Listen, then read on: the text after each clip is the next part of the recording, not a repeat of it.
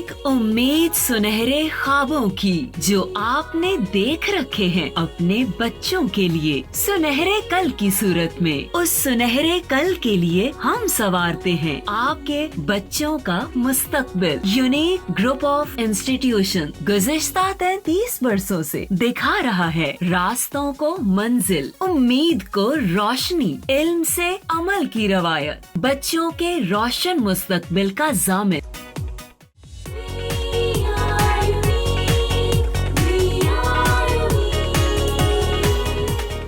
बिस्मिल्लाहिर्रहमानिर्रहीम। अस्सलामु अलैकुम तमाम स्टूडेंट्स, मेरा नाम मोहम्मद तारिक है। तो आज हम 10th क्लास केमिस्ट्री का लेक्चर नंबर 29 डिस्कस करेंगे। तो स्टूडेंट्स, आपको पता है हमारा ये चैप्टर ऑलमोस्ट कंप्लीट हो चुका था। इसमें टेस्ट योर सेल्फ थे, इवन वो भी मैंने आपको सॉल्व करा दिए थे। बाकी जो उसमें इंटरेस्टिंग इन्फॉर्मेशन थी या दूसरी चीज़ें थी साथ, सोसाइटी साइंस टेक्नोलॉजी वाली, वो भी हमने पढ़ ली थी। तो आज हम इसकी एक्सरसाइज डिस्कस करेंगे, चैप्टर नंबर 10 की एक्सरसाइज। इसमें एक्सरसाइज के MCQs हम आज डिस्कस करेंगे। ठीक है बेटा? तो आपने तमाम बच्चे टेक्स्ट बुक अपने सामने रखेंगे और यूनिक नोट्स भी सबके पास होने चाहिए और पेन भी सबके पास होना चाहिए, ताकि हम उसके जो करेक्ट आंसर्स हैं वो साथ साथ डिस्कस करते जाएं। ठीक है? तो स्टूडेंट्स, आपके पास जो टेक्स्ट बुक है, टेक्स्ट बुक का पेज नंबर है आपके पास 46। ठीक है? और आपके पास जो यूनिक नोट्स हैं उसमें आपका पेज नंबर है 45। ठीक है? तो आपने यूनिक नोट्स भी अपने पास रखने हैं और टेक्स्ट बुक भी और पेन भी। तो एक्सरसाइज के MCQs हम डिस्कस करेंगे। तो पेज नंबर 46 पे देखिए बेटा, लिखा हुआ है multiple choice questions, put a tick on the correct answer. तो कहता है कि टिक करें आप, तो आप चाहे टिक करें या सर्कल कर लें, वो ज़्यादा सूटेबल रहता है आपके लिए। सर्कल कर लें, क्योंकि बोर्ड में भी आपने बबल्स ही फिल करने होते हैं, तो आपकी आदत होनी चाहिए कि आपने सर्कल बनाने हैं इसके। जी, तो 1 बाय 1 बेटा MCQs हम डिस्कस करते जाएंगे विद कॉन्सेप्ट्स। जी, पहला MCQs है बेटा, a base is a substance which न्यूट्रलाइजेज N acid. उसकी बात बिल्कुल ठीक है। विच one of the following is not a base. नीचे ऑप्शन है, बताना है इनमें कौन सा बेस नहीं है। ए ऑप्शन में है एक्वस अमोनिया, बी ऑप्शन में है सोडियम क्लोराइड, सी में है सोडियम कार्बोनेट, डी में है कैल्शियम ऑक्साइड। तो बेटा देखा जाए तो इनमें सॉल्ट कौन सा है? Sodium chloride, NaCl। वो ये कह रहा है कि जो बेस नहीं है। अब बेस कौन सा नहीं है? बाकी जितनी भी चीज़ें यहाँ पर आपको दी गई हैं ना, इनकी नेचर बेसिक है। आपको पता है अमोनिया वैसे बेस है, कैल्शियम ऑक्साइड भी बेस था, और सोडियम कार्बोनेट ये भी बेसिक नेचर है इसकी। इसको भी वाटर में डिज़ोल्व करें तो ये इसकी नेचर बेसिक होती है। ये इसकी pH 7 से ज़्यादा होती है, लेकिन वाहिद वो चीज़ है सोडियम क्लोराइड।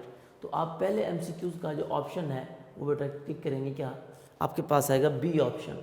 बी ऑप्शन में क्या है? सोडियम क्लोराइड उसका करेक्ट आंसर होगा। ठीक है? सोडियम क्लोराइड को सर्कल कर लें, उसका बी ऑप्शन है। दूसरा MCQs देखें। अब दूसरे MCQs में हमारे पास क्या है? Lewis acid base concept have the following characteristics except. अब इसमें लोएस कॉन्सेप्ट की मतलब 3 कैरेक्टरिस्टिक्स ऐसी होंगी जो बिल्कुल ठीक हैं, एक कैरेक्टरिस्टिक्स ऐसी होगी जो ठीक नहीं होगी। आपने उसको सेलेक्ट करना है, क्योंकि उसने एक्सेप्ट बोल दिया है। एक्सेप्ट का मतलब है उसके अलावा, एक्सक्लूडिंग, विदाउट। जी, फॉर्मेशन ऑफ एडक्ट, ये भी ठीक है, ये तो लोएस की प्रॉपर्टी है। अच्छा, formation of coordinate covalent bond B में है, ये भी ठीक है, उसने ठीक कहा है। C, donation and acceptance of an electron pair, ये भी ठीक है। कौन सी चीज़ ऐसी है जो नहीं है? वो ऑप्शन आ गया, donation and acceptance of a proton, बिल्कुल ठीक। ये हमारा आंसर होगा, यानी दूसरा MCQs हमारे पास है, इसका जो करेक्ट आंसर होगा that will be D. D को आप सर्कल करेंगे, क्योंकि लोएस्ट कॉन्सेप्ट में प्रोटॉन की डोनेशन होती है ना उसकी एक्सेप्टेंस होती है। ये दोनों चीज़ें उसमें नहीं होती। ठीक है? तो ये बात गलत थी, यानी 3 स्टेटमेंट्स ठीक लिखी हुई थी, एक जो नहीं है, एक्सेप्ट मीन जो नहीं है, वो आपने लिख दी। जी, MCQs नंबर 3। MCQs नंबर 3 आ गया जी। जी, MCQs नंबर 3 में क्या है? Acetic acid is use for, बेटा ये तो यूज ऑफ एसिड में से है, ये तो आपको पता है। फ्लेवरिंग फूड, इसका तो ए ऑप्शन होगा, ये आप ऑलरेडी पढ़ चुके हैं। ए ऑप्शन उसको सिलेक्ट करेंगे, फ्लेवरिंग फूड। जी नेक्स्ट 4,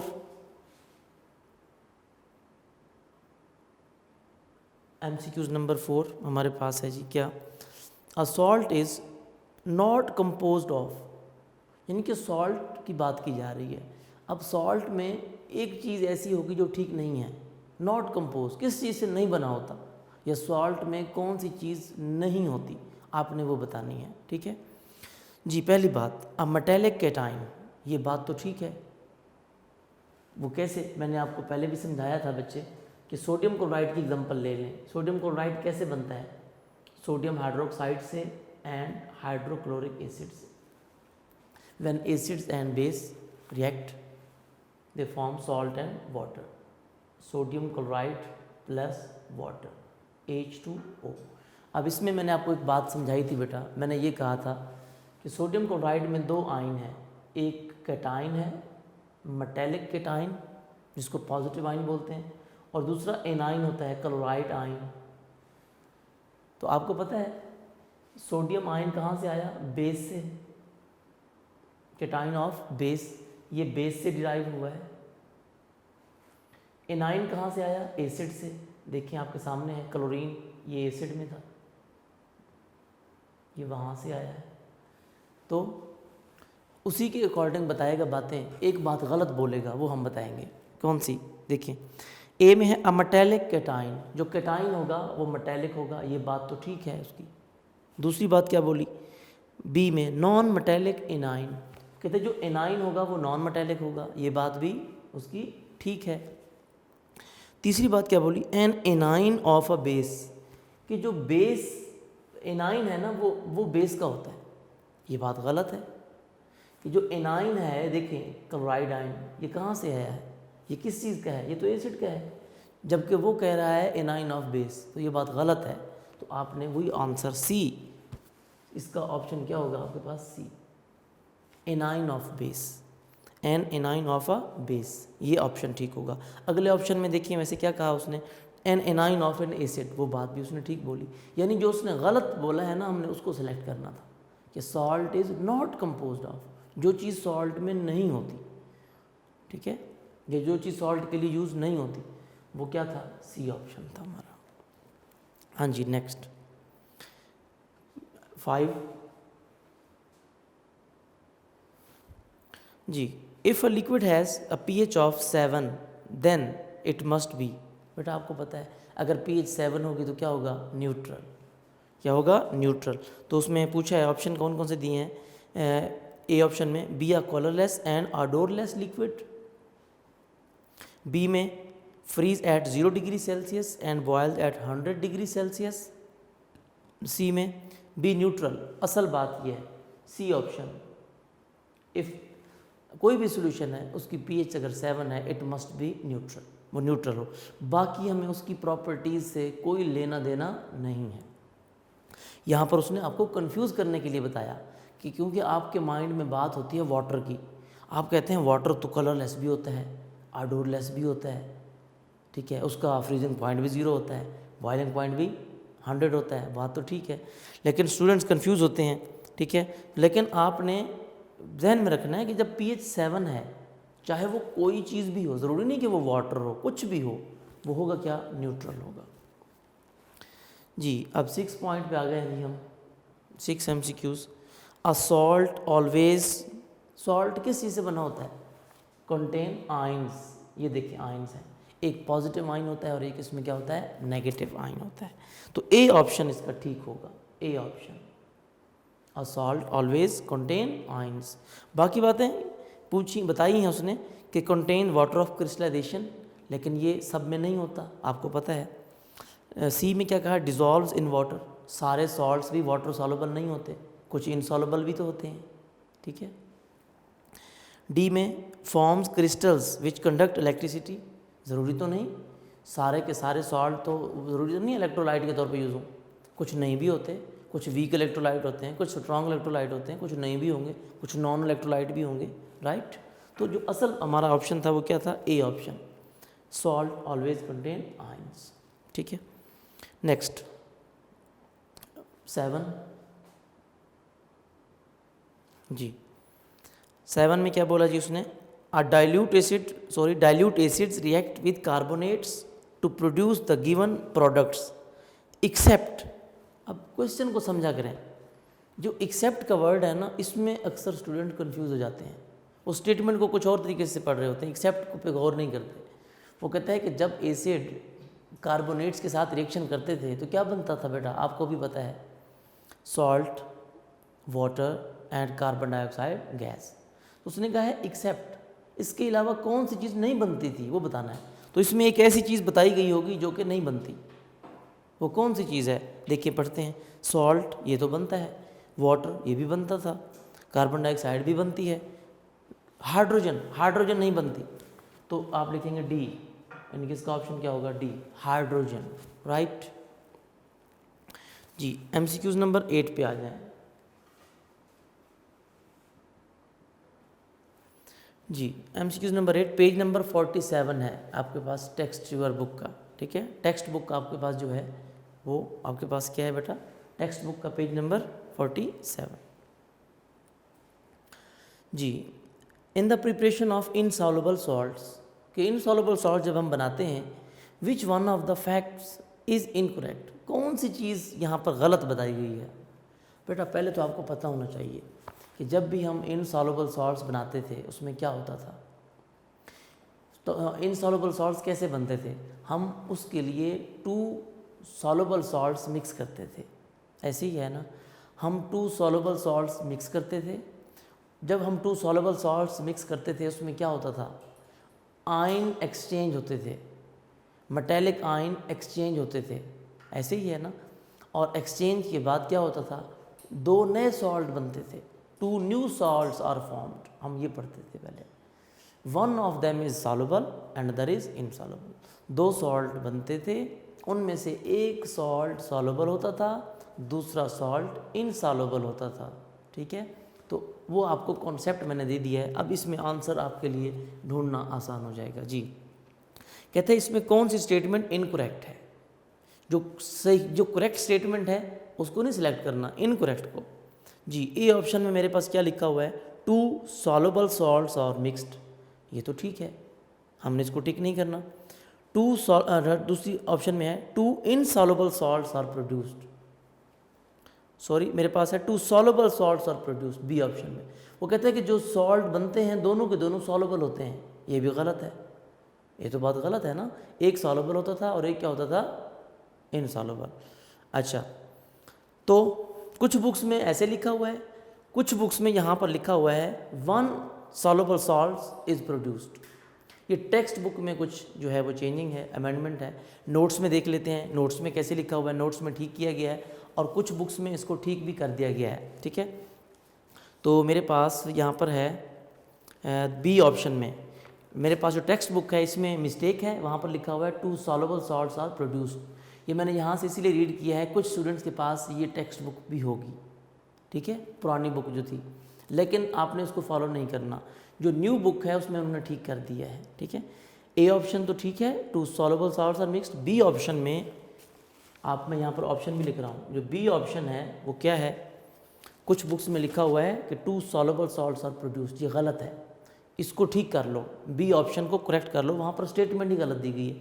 उसकी जगह आपने क्या लिखना है, उसकी जगह आप ये लिख दें ions of salts are exchanged. Notes में ठीक लिखा हुआ है, इसमें क्या लिखेंगे आप, ions of salts are exchanged. ठीक है, ions of salts are exchange, ये ऑप्शन है। तो कुछ पुरानी बुक्स में मैंने बता दिया, वहाँ पर क्या लिखा हुआ था, वहाँ पर लिखा हुआ था 2 soluble salts are mixed,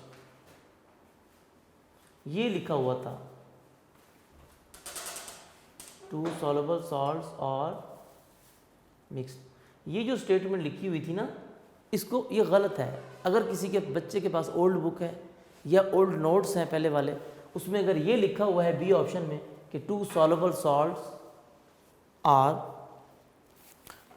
sorry produced, mixed भी नहीं है, प्रोड्यूस्ड है।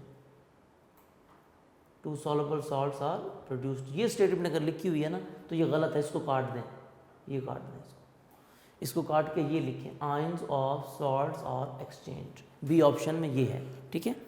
तो next C option, one of the salts produced is insoluble, ये स्टेटमेंट भी ठीक है, यानी फर्स्ट 3 स्टेटमेंट्स ठीक हैं। पहले ऑप्शन में था 2 सॉल्युबल सॉल्ट्स और मिक्स्ड, ये भी ठीक है। बी ऑप्शन में है ions of salts are exchange, ये भी होता था, ठीक है। सी ऑप्शन भी उसका ठीक है। One of the salt produced insoluble, कि उनमें से एक सॉल्ट इनसॉल्युबल होता था, ये भी ठीक है। डी ऑप्शन क्या है, both of the salts produced are insoluble, ये बात गलत है, तो हमने भी गलत स्टेटमेंट को सर्कल करना है, तो आप इसका डी ऑप्शन लगाएंगे। डी ऑप्शन में वो गलत बात कर रहा है, वो कह रहा है कि जो सॉल्ट बनते थे 2, ठीक है, वो कहते हैं कि वो जो सॉल्ट बनते थे दोनों के दोनों इनसॉल्युबल होते थे, तो ये गलत बात है, ठीक है। तो बेटा बी ऑप्शन मैंने आपको ठीक करवा दिया है। कुछ बुक्स में या नोट्स में अगर मिस्टेक है, पुरानी स्टेटमेंट काट दें, 2 सॉल्युबल सॉल्ट्स आर प्रोड्यूस्ड को काट के, अगर किसी के पास हैं तो लिखा हुआ है, अगर तो पहली बात तो ये है कि आपके पास सबके पास न्यू बुक होगी, या जो न्यू बुक जिसमें अमेंडमेंट हो चुकी है वो होगी, ठीक है। तो अगर नहीं, अगर ये लिखा हुआ है तो उसको काट कर ions of salts are produced, जिनके पास ये ऑलरेडी लिखा हुआ है वो ठीक है, लेकिन ऑप्शन आपने डी सेलेक्ट करना है जी। अब 9 पे आ जाए आप, एमसीक्यूज नंबर 9 है आपके पास जी। चलिए मैं अब दूसरी नंबरिंग कर देता हूँ जो आपकी टेक्स्ट बुक में की हुई है। A reaction between acid and a base produces, बेटा आपको पता है इसको हम न्यूट्रलाइजेशन रिएक्शन कहते हैं। क्या प्रोड्यूस करता है, सॉल्ट एंड वाटर, आपको भी पता है। When acid and base react they produce salt and water, ये हम पढ़ते थे ना। तो देखिए ये ऑप्शन होगा आपके पास, ए ऑप्शन है जी, ए ऑप्शन को सर्कल कर लें, सॉल्ट एंड वाटर। बाकी ऑप्शन जो दिए हुए हैं वो सारे के सारे ऑप्शन आपके ठीक नहीं हैं जी। एमसीक्यूज नंबर आपके पास 10 एमसीक्यूज आपके पास क्या है बेटा, the conjugate acid of HPO4 2- is. बेटा मैंने आपको याद होगा कॉन्जुगेट एसिड और बेस बनाने का तरीका अच्छी तरह समझाया हुआ है। मैंने आपको बताया था कि जिस कॉन्जुगेट एसिड जिसका भी बनाना हो आप उसमें एक हाइड्रोजन आयन ऐड कर दें, यानी किसका बनाना है अब, HPO4 2-। Most important MCQs। अब इसका कॉन्जुगेट एसिड बनाना है तो कैसे बनाएंगे, रफ में सॉल्व करेंगे। कॉन्जुगेट एसिड बनाने के लिए मैंने बोला था एक हाइड्रोजन आयन ऐड करते हैं, ये देखें ये मैंने हाइड्रोजन आयन ऐड किया। जब मैं हाइड्रोजन आयन इसमें ऐड करूँगा तो क्या होगा, एक हाइड्रोजन पहले था, एक हाइड्रोजन आयन और आ गया, क्या बन जाएगा H2PO4, बाकी वैसे का वैसे। अब माइनस का 2 था और प्लस का 1 है, तो प्लस माइनस क्या होंगे, माइनस के 2 में से 1 प्लस करें क्या बचेगा, -1। तो ये आपका ऑप्शन होगा। तो देखें ये ऑप्शन है कहीं जी, मुझे कहाँ दिखाई दे रहा है। पहला ऑप्शन में उन्होंने बताया PO4 3-, ये गलत है। दूसरे में बताया जी H2PO4 2-, ये भी गलत है, चार्ज गलत लगा हुआ है। सी ऑप्शन ठीक है, सी ऑप्शन देखें तो यही वाला है बेटा, H2PO4- यानी -1, यानी इसका कॉन्जुगेट एसिड बनाना था, आपने एक हाइड्रोजन आयन ऐड कर देना है, राइट। ये मैंने ऑलरेडी डिटेल में समझाए थे आपको जी। उसके बाद है जी 11, तो इसका ऑप्शन सी हो गया। 11 का देखते हैं जी आप, what is the POH of 0.02 molar calcium hydroxide. लो जी, pH फाइंड करनी हो या POH फाइंड करनी हो, ये भी हम ऑलरेडी डिस्कस कर चुके हैं स्टूडेंट्स। मैं कर देता हूँ सॉल्व, इसको सॉल्व करना है, राइट। हाँ, वहाँ पर वो बोर्ड में इसके अलावा भी कोई दे सकता है आपको, एसिड या बेस, ज़रूरी नहीं, रट्टा नहीं लगाना कि एक्सरसाइज का ही MCQs है। सम टाइम वो मोलैरिटी की वैल्यू चेंज कर देता है, तो आपको कंफ्यूज नहीं होना। मोलैरिटी कितनी है, 0.02 मोलर जी। मैं इसको सॉल्व करता हूँ। सॉल्व कैसे करेंगे स्टूडेंट्स, आपको बेहतर पता है, सॉल्व करने का तरीका हम पढ़ चुके हैं पहले। कैसे, कैल्शियम हाइड्रोक्साइड है CaOH2, सबसे पहले इसको आयोनाइज करें, कैसे आयोनाइज करेंगे, कैल्शियम के आयन अलग हो जाएंगे, कितने हाइड्रोक्सल हैं 2 प्लस 2 हाइड्रोक्सल अलग हो जाएंगे। इसको आपने कंप्लीटली आयोनाइज करना है, राइट जी। अब आयोनाइज हो गए, अब मोलैरिटी कितनी थी 0.02। मैंने कहा था जितने हाइड्रोक्सल के आयन हों उससे मल्टीप्लाई करना है। अब हाइड्रोक्सल आयन की जो कॉन्सेंट्रेशन, मैं अब डायरेक्ट कर रहा हूँ, डिटेल में पूरा न्यूमेरिकल नहीं कर रहा। हाइड्रोक्सल आयन की जो कॉन्सेंट्रेशन होगी, ये हाइड्रोक्सल आयन की कॉन्सेंट्रेशन, मोलर कॉन्सेंट्रेशन वो क्या होगी, वो होगी, कितने आयन है 2 मल्टीप्लाई है 0.02 मोलर, ठीक है। ये एक क्वेश्चन भी स्टूडेंट ने पूछा हुआ था कि सर ये वैल्यू कहाँ से आती है, हमें कैसे याद रहेगा। बेटा ये वैल्यू गिवन होती हैं, ठीक है जी। हम मल्टीप्लाई करते हैं तो मल्टीप्लाई करेंगे क्या बनेगा 0.04, 2 to the 4 ये बनेगी। मैंने कहा था इसकी साइंटिफिक नोटेशन बना लिया करें। अब इसकी साइंटिफिक नोटेशन क्या बनेगी, यहाँ पर आपका पॉइंट है और ये आपका रेफरेंस पॉइंट है 4 के बाद, तो ये बनेगा 4 मल्टीप्लाई बाय 10⁻⁴। कितने डिजिट्स छोड़े हैं हमने 1 2 डिजिट्स छोड़े हैं और वो भी लेफ्ट टू राइट, तो माइनस में पावर आएगी, राइट 10⁻⁻²। ये किसकी कॉन्सेंट्रेशन है, हाइड्रोक्सल आयन की कॉन्सेंट्रेशन। अब इसको पुट कर दें फार्मूले में, कौन से फार्मूले में, POH वाले फार्मूले में। You know POH is equal to किसकी होती है, negative log molar concentration of hydroxyl ion. यानी जैसे न्यूमेरिकल था ना, आपने इसको न्यूमेरिकल समझ के सॉल्व करना है, बस ये ध्यान में रखो। अब POH is equal to negative log concentration of hydroxyl ion कितनी है, आपके सामने है 4 मल्टीप्लाई बाय 10⁻⁻²। पुट कर दें इधर 4 मल्टीप्लाई बाय 10⁻⁻², ये देखिए पुट कर दिया। अब इसको सॉल्व कर दें, सिंपल।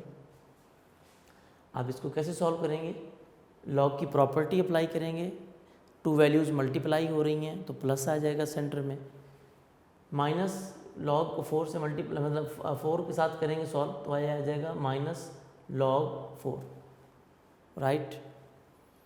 अब यहाँ पर मल्टीप्लाई की जगह क्या आना था प्लस, लेकिन यहाँ पर ऑलरेडी माइनस है पहले से, तो वो माइनस अंदर मल्टीप्लाई होगा, प्लस माइनस क्या हो जाएगा माइनस लॉग आगे क्या आ जाएगा 10⁻⁻²। मैं इसको सॉल्व कर रहा हूँ जी। अब इसको सॉल्व कर दें बेटा, जब इसको सॉल्व कर देंगे तो ये क्या आएगा, माइनस लॉग 4 की वैल्यू -0.602। वैसे 6 लिख देते हैं वो भी ठीक होता है, लेकिन 602 आगे समथिंग होता है। अच्छा माइनस, इसको सॉल्व करें, ये माइनस पहले का है, ये -2 शुरू में आ जाएगा क्योंकि एक्सपोनेंट शुरू में आ जाता है, -2 log 10, ठीक है बेटा। अच्छा अब इसको सॉल्व कर दें, -0.602 माइनस माइनस क्या हो जाएगा +2 log 10 की वैल्यू आपको पता है 1। इसको सॉल्व करेंगे तो आई थिंक ये आएगा 1.397, अप्रॉक्सीमेट वैल्यू 1.39 आना चाहिए। वैसे यहाँ पर मैंने 2 लिखा हुआ है तो उसके हिसाब से यहाँ 8 बन रहा है, तो अप्रॉक्सीमेट जो वैल्यू आपके पास, अगर सारी वैल्यू, इसकी मैंने सारी वैल्यू नहीं लिखी ना, आप कैलकुलेटर से करेंगे तो ये आएगा 0.602, उसके आगे भी वैल्यूज़ होंगी। अब उस हिसाब से करेंगे तो 2 प्लस का है और ये माइनस का है, माइनस उसमें से माइनस करेंगे तो ये क्या आ जाएगा, आपके पास वैल्यू आ जाएगी 1.397 या 1.398, यानी अप्रॉक्सीमेट वैल्यू कितनी आएगी 1.397। तो आपका बी ऑप्शन होगा, बी ऑप्शन को सर्कल करें, ठीक है, राइट। नेक्स्ट है जी हमारे पास MCQs number 12, which one of the following species is not amphoteric. बेटा मैंने बताया था आपको एम्फोटेरिक किसको बोलते हैं, एम्फोटेरिक उसको बोलते हैं, मैंने आपको कहा था जो हाइड्रोजन आयन दे भी सकता हो और हाइड्रोजन आयन एक्सेप्ट भी कर सकता हो, यानी प्रोटॉन डोनर भी हो, प्रोटॉन एक्सेप्टर भी हो। तो इनमें देखें कौन कौन से डोनेट और एक्सेप्ट कर सकते हैं और कौन सा ऐसा है जो कि नहीं कर सकता। ये भी इम्पोर्टेंट MCQs है, बोर्ड में 2 से 3 बार रिपीट हो चुका है ये, ठीक है जी। MCQs number 12. Which one of the following is species is not amphoteric. बेटा देखें, इसका सिंपल सा तरीका है।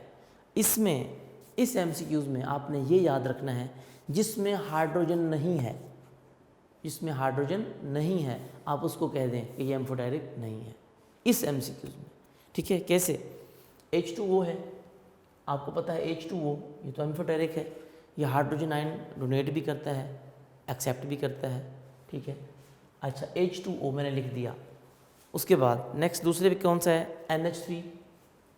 बेटा NH3 ये हाइड्रोजन आयन डोनेट भी कर सकता है, एक्सेप्ट भी कर सकता है। जब डोनेट करता है तो NH2 बनाता है, और जब एक्सेप्ट करता है तो NH4+ बनाता है, आपको पता है। ठीक है, राइट, आपको पता होना चाहिए। जब डोनेट कर देता है तो NH2-, और जब एक्सेप्ट कर लेता है तो NH4+, यानी हाइड्रोजन आयन डोनेट भी कर सकता है और एक्सेप्ट भी कर सकता है। नेक्स्ट HCO3 ये भी एम्फोटेरिक है, बाइकार्बोनेट बोलते हैं। ये एक्सेप्ट भी करेगा क्योंकि इसके पास माइनस का चार्ज है, डोनेट भी करेगा क्योंकि इसके पास हाइड्रोजन है, ये भी एम्फोटेरिक है। आखिर में आता है SO4, डी ऑप्शन, जो कि हमारा आंसर है SO4 सल्फेट आयन। बेटा देखें, ये एक्सेप्ट तो कर लेगा हाइड्रोजन आयन को, लेकिन डोनेट नहीं कर सकता। क्यों? इसके पास हाइड्रोजन आयन है ही नहीं। जब हाइड्रोजन आयन है ही नहीं तो डोनेट कैसे करेगा? एम्फोटेरिक तो वो होता है ना जो डोनेट भी कर सकता हो, एक्सेप्ट भी कर सकता हो, राइट। तो हमारा ऑप्शन क्या होगा? D, SO4, D option select करें। इंपॉर्टेंट MCQs था ये। नेक्स्ट MCQs नंबर 13 जी, क्या है जी उसमें? The product of Levi's acid base reaction is called adduct. ठीक कहा है उसने। The bond between the adduct species is, बेटा कौन सा बॉन्ड बनता था इसमें? कोऑर्डिनेट कोवलेंट, ये आपको पता है। डी ऑप्शन, ये तो आपको पता है। डी ऑप्शन इसका भी आंसर होगा, D, coordinate covalent bond, right, coordinate covalent bond. 14 MCQs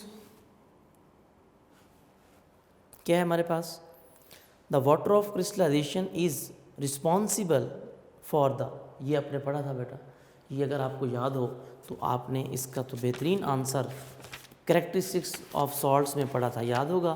page number 39 पे देखें, पेज नंबर 39 पे जो मैंने आपको हेडिंग बनवाई थी ना वाटर ऑफ क्रिस्टलाइजेशन की, उसमें देखें उसकी सेकंड लाइन में इसका ऑप्शन था। ठीक है, फर्स्ट लाइन से स्टार्ट हो रहा था कि most of the salt contain water of crystallisation which is responsible for the shape of crystals. मैंने वहाँ भी आपको ये MCQs मार्क करवाया था। तो ये तो आपको पता है, शेप ऑफ क्रिस्टल्स। ठीक है, हमारा आंसर क्या होगा इसका? Shape of crystals, C option. 14 का सी ऑप्शन सिलेक्ट करें। ठीक है, अब आ गया जी 15 में क्या है? You want to dry a gas, which one of the following salt you will use. कौन सा सॉल्ट यूज़ करेंगे? बेटा ये यूजेज ऑफ सॉल्ट में आपने पढ़ा था, अंडरस्टूड सी बात है। ये कैल्शियम ऑक्साइड है, जिसको आप क्विक लाइम कहते थे, quick lime, CaO, C option, C. कौन सा ऑप्शन था? क्विक लाइम, नाम इसका क्या था? Quick lime. अदरवाइज आप यूजेस ऑफ सॉल्ट्स में देखें, क्विक लाइम के यूजेस थे, वहाँ पर क्विक लाइम किसको आपने कहा था? कैल्शियम ऑक्साइड को। तो ये आपका ऑप्शन है। ठीक है, गैसेस को ड्राई करने में ये यूज़ होता है, गैसेस के लिए जी। MCQs number 16, ferric hydroxide is precipitated out of the solution when aqueous sodium hydroxide solution is added to ferric chloride. ठीक है, उसने रिएक्शन भी बता दिया कि जब फेरिक क्लोराइड का रिएक्शन होता था किसके साथ? सोडियम हाइड्रोक्साइड के साथ, तो यानी कॉस्टिक सोडा के साथ, तो क्या बनता था? Ferric hydro oxide. यानी फेरिक क्लोराइड का रिएक्शन जब होता था सोडियम हाइड्रोक्साइड के साथ, क्या बनता था? Ferric hydro oxide, FeOH thrice plus 3 NaCl। Colour of the precipitate, इसका कलर कौन सा था? बट आपको याद होगा, ब्राउन, ब्राउन PPT बनते थे इसके। तो डी ऑप्शन में ब्राउन है, डी, ब्राउन PPT। अगर आपको इस तरह जहन में ना आ रहा हो तो आप आएँ ज़रा, पेज नंबर मैं बोलता हूँ, पेज नंबर है आपके पास 30 टेक्स्ट बुक का, पेज नंबर 30 है टेक्स्ट बुक का, जहाँ पर आपने प्रेसिपिटेशन ऑफ हाइड्रोक्साइड पढ़े थे, राइट। वहाँ पर देखें रिएक्शन नंबर 3, तीसरा रिएक्शन जो है FeCl3 वाला +3 NaOH, तो वहाँ पर देखें अगर आप तो कौन से PPT बने थे, ब्राउन, तो ये रिएक्शन भी वहाँ लिखा हुआ है, ठीक है। तो इसका कौन सा डी ऑप्शन बन रहा है, ब्राउन PPT किसमें, डी में जी। नेक्स्ट हमारे पास MCQs है जी, कौन सा 17 16 हो गए, 17 पे आ जाएं जी। जी पेज नंबर 48 टेक्स्ट बुक का, आप पेज नंबर 48 टेक्स्ट बुक के पेज नंबर 48 पे आ गए हैं, ठीक है। विच ion is the conjugate base of sulphuric acid. बेटा मैंने इसीलिए आपको बार बार प्रैक्टिस के लिए सॉल्व भी करवाए हैं, कहा भी था कि कॉन्जुगेट एसिड और कॉन्जुगेट बेस का एक MCQs बोर्ड एग्ज़ाम में मस्ट आता है, राइट। तो पहले में हमने क्या बनाया था, यहाँ पर कॉन्जुगेट एसिड बनाया था, अब के MCQs में क्या आ गया कि कॉन्जुगेट बेस बताएं, किसका, सल्फ्यूरिक एसिड का। लो जी, हमें तो पता है सल्फ्यूरिक एसिड का कॉन्जुगेट बेस कैसे बनता है, हम इसको डिस्कस करते हैं ज़रा। मैं आपको दोबारा सॉल्व करके दिखाता हूँ। मैंने आपको बेटा पहले बताया हुआ है कि कॉन्जुगेट एसिड कैसे बनाते हैं और कॉन्जुगेट बेस कैसे बनाते हैं। MCQs नंबर है जी 17, राइट। किसका, विच ion is the conjugate base of sulphuric acid. Sulphuric acid का फार्मूला बेटा आपको पता है क्या होता है, H2SO4। स्टूडेंट्स आपको अगर याद हो तो मैंने एक चीज़ बोली थी, कॉन्जुगेट एसिड बनाने के लिए हाइड्रोजन आयन ऐड करते हैं, कॉन्जुगेट बेस बनाने के लिए एक हाइड्रोजन आयन रिमूव करते हैं। तो हमने इसका कॉन्जुगेट बेस बनाना है, तो कॉन्जुगेट बेस बनाने के लिए क्या करेंगे, एक हाइड्रोजन आयन हटा देंगे। तो इसमें से एक हाइड्रोजन, 2 हाइड्रोजन थे पहले, अब एक हाइड्रोजन आयन हट जाएगा, ये देखिए मैंने हटा दिया, एक H+ हटाना होता है। जब एक हाइड्रोजन आयन हट गया, बाकी यहाँ पे कितने हाइड्रोजन बचे, 1 H, यानी H बचा, H साथ क्या बचेगा, SO4 2, पहले क्या था SO4, अब चार्ज देखें कौन सा आएगा, पहले H2 था, अब एक H बचा, अब 2 की बजाय एक हाइड्रोजन, पहले 2 थे अब एक हाइड्रोजन, हमने एक हाइड्रोजन हटा दिया, अब चार्ज कौन सा आएगा इसके ऊपर, माइनस का आएगा। क्यों, क्योंकि प्लस का एक चार्ज कम हो गया, जब प्लस का चार्ज कम होता है तो माइनस का एक चार्ज बढ़ता है, यानी HSO4- ये उसका कॉन्जुगेट क्या होगा, बेस होगा, ठीक है। तो देखिए ये ऑप्शन कहीं है जी, बिल्कुल है मेरे पास, देखिए डी ऑप्शन में आ रहा है, ये डी ऑप्शन, तो ये डी ऑप्शन यही है, HSO4-। देखिए तो मैंने आपको कहा कॉन्जुगेट एसिड और कॉन्जुगेट बेस जब बनाने हो ना आपने, तो आप रफ में कर लिया करें। कॉन्जुगेट एसिड बनाने के लिए एक हाइड्रोजन आयन ऐड कर दिया करें, कॉन्जुगेट बेस बनाने के लिए एक हाइड्रोजन आयन हटा दिया करें, कम कर दिया करें, राइट, लाइक दिस। ये मैंने हटा कर फिर बताया, ये बाईसल्फेट आयन बन गया HSO4-, ठीक है। तो बाकी भी ऑप्शन थे, तो लेकिन आपने क्या करना है, डी ऑप्शन जो सही करेक्ट ऑप्शन है वो ये लगाना है। Next 18, which one of the following is a lowest base. बेटा लोएस्ट के अकॉर्डिंग बेस कौन सा है, जिसके पास लोन पेयर होता है, आपको पता है ना, बेस लोएस्ट के अकॉर्डिंग बेस वही होता है ना जिसके पास एटलीस्ट 1 लोन पेयर हो जी। ए ऑप्शन में NH3 पहला ऑप्शन आ गया जी। बेटा अमोनिया के पास आपको पता है, अमोनिया में नाइट्रोजन के पास एक लोन पेयर होता है, तो ये डोनेट करेगा, तो ये क्या होगा, बेस, तो ये हमारा करेक्ट ऑप्शन होगा। बाकी जितने भी दिए गए हैं ना, ये सारे के सारे इलेक्ट्रॉन डेफिशिएंट हैं। BF3 भी इलेक्ट्रॉन डेफिशिएंट है, हाइड्रोजन आयन भी इलेक्ट्रॉन डेफिशिएंट है, एल्यूमिनियम क्लोराइड ये भी इलेक्ट्रॉन डेफिशिएंट है, तो हमारा करेक्ट ऑप्शन कौन सा होगा, ए।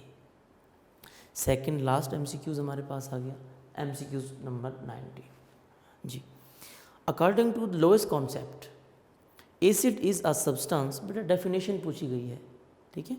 According to lowest concept acid is a substance which can accept a pair of electron, ये मैंने आपको लेक्चर में भी बताया था।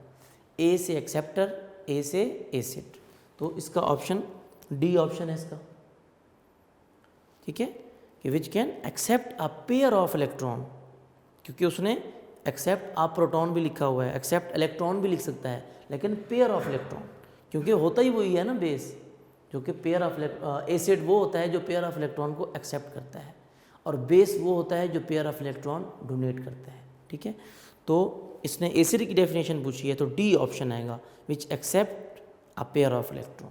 राइट, लास्ट एमसीक्यूज हमारा, एमसीक्यूज नंबर 20 जी। गिवन है जी KW is equal to hydrogen ion into hydroxyl ion, उसकी वैल्यू भी बता दी, 1.0 10 की पावर -14 एट 25 डिग्री सेल्सियस। बिल्कुल ठीक बोला उसने। What is the concentration of hydrogen ion in pure water. But आपको पता होगा जब हम कैलकुलेशन करते थे तो हमारे पास हाइड्रोजन आयन की जो कंसंट्रेशन निकलती थी वो कितनी आती थी, वो आती थी आपको याद होगा 1.0 10 टू पावर -7। ठीक है, तो 10 टू पावर -7, और यूनिट आपको पता है, मैंने बताया था, या तो कैपिटल M लिख दें, M से मोलर, M से मोलैरिटी, या इसको हम मोलैरिटी का यूनिट ये भी होता है मोल पर डेसीमीटर क्यूब। क्यों? क्योंकि ये भी कंसंट्रेशन होती है, मोलर कंसंट्रेशन। तो मोलर कंसंट्रेशन का यूनिट वैसे भी यही होता है ना, आपने चैप्टर 1 में भी पढ़ा था, मोल पर डेसीमीटर क्यूब। राइट जी, तो हमारे पास इसका ऑप्शन क्या आएगा, ए ऑप्शन। बिल्कुल ठीक है, 1.0 उसने 1 लिख दिया है, इसका ए ऑप्शन आएगा जी, 1 मल्टीप्लाई बाय 10 टू पावर -7 मोल पर डेसीमीटर क्यूब। यूनिट भी देखना है, ठीक है ना, मोल पर डेसीमीटर क्यूब, यूनिट का भी ख्याल रखना है, और पावर भी माइनस में होनी चाहिए, -7 में। ठीक है, बाज़ बच्चे इसको जल्दी में गलत टिक कर बैठते हैं। ठीक है, ये भी पेपर में आ चुका है एक दफ़ा। तो ये थे बेटा हमारे आज के MCQs। तो आज का हमारा टॉपिक अपने इख्तिताम को पहुंचा। तो ये MCQs थे, मैंने आपको तकरीबन हर बात समझा दी है, इसमें कॉन्सेप्ट से मैंने आपको ये सॉल्व कराए हैं। ठीक है, और बाकी नोट्स में तो इसके आंसर बिल्कुल ठीक दिए हुए हैं, यकीनन आपने साथ साथ आंसर मार्क भी किए होंगे। तो इसको तैयार कीजिएगा और अपना बहुत सारा ख्याल रखिएगा। अल्लाह हाफ़िज़।